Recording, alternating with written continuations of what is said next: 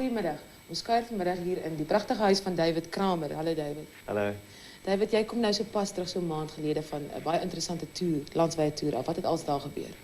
Ag nee, was baie lekker. Ons het dwars deur die land getoer en oral opgetree en mense ontmoet en was baie. En dit was 'n groot reklame poging. Ja, om hierdie plat bekend te stel aan die publiek.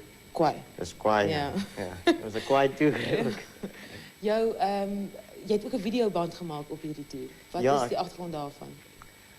Ons het besluit daar so veel aanvraag veral van die platteland om te kom om optredes te kom aan die mense opvoer en so. En ons het net gevind ons kan nie by almal uitkom nie. En ons het besluit 'n video is 'n baie goeie idee om vir mense die kans te gee om na my show te kom kyk. Ja, en ook een van die heel eerste seker in die Afrikaanse musiekwêreld, nee. Ek dink so as op die oomblik weet ek nie van 'n ander een nie. Ja. Jy het nie vreeslike toere nou binnekort nie?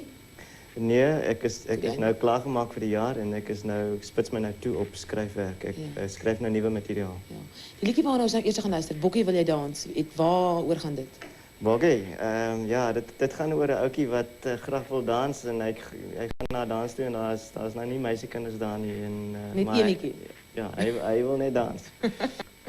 Dis een van jou meer grappige liedjies, maar al jou liedjies is nie grappig nie. Nie almal nie. Nee, daar is van my liedjies wat nogal ernstig is. Bedoel jy om humoristies te wees? Ek is baie bewus van humor en ek is baie lief vir humor, maar ek dink as 'n mens bedoel om of probeer om snaaks te wees, dan kan 'n mens miskien fout maak. Ja.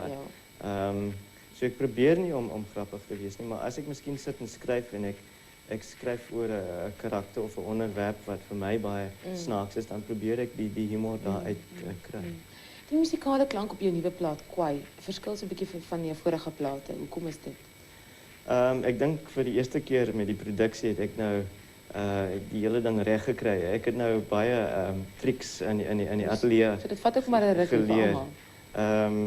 En ek het nou meer saksofoon en banjo en ek dink die klank is baie meer Kaaps as van tevore en ek is baie bly oor die resultate daarvan. David het van die Kaapse klank gepraat. Bedoel jy ook dan ook om 'n Kaapse klank weer te gee? Skram jy weg van meer kosmopolitaanse Johannesburgse klank?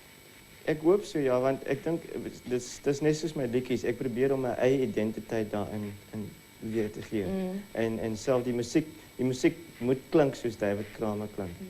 En jy beplan dan ook nie seker om internasionaal bekend te raak met jou musiek nie of? Nee, ek spits my nie toe op daai idee nie. Ek dink daar's baie mense in Suid-Afrika wat dit probeer doen, maar ek stel glad nie daarin belang nie. En ons mag dalk een of ander tyd 'n tweede David Kramer sien iewers. Ek hoop so, ja. David, daar's baie klein baadjies wat op die verhoog kom wat met middelpaadjie, hulle hare met middelpaadjie en dasse en rooi vel skoene. So miskien sal een van hulle my plek inneem. David, die laaste liedjie waarna ons gaan luister, het 'n interessante storieetjie daaraan verbonde. Ja, dit is nou Piet soek vrou. Dis 'n ware verhaal. Dit gaan oor 'n ou, sy naam was Piet Farmer. Hulle het hom Piet Volmoer genoem. En net kort na sy huwelik was sy vrou oorlede en dit het hom baie sleg geaffekteer en toe stap hy rond, hy dwaal so rond in 'n Makwaland van dorp na dorp en oral waar hy nou kom vra die mense van Piet, waar gaan jy nou? Toe sê hy nee, ek soek vrou en hy het vir 30 jaar so rondgedwaal.